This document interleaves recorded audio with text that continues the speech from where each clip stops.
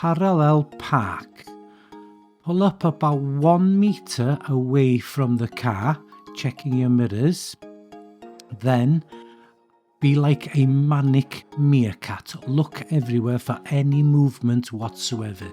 Any cars, any children.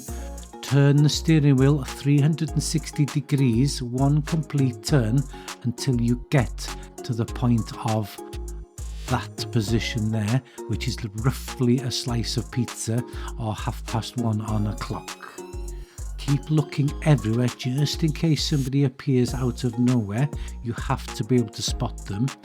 Now you're going in a dead straight line, so you're turning the steering wheel 360 degrees away from the curb so that your wheels are straight.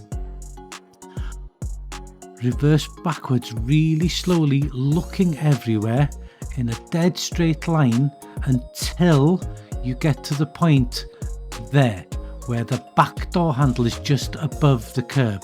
Come to a stop, 360 degrees, one complete turn all the way away from the curb. Reverse back slowly, looking everywhere. Then check your near side curbside mirror, and once you're straight with the curb, stop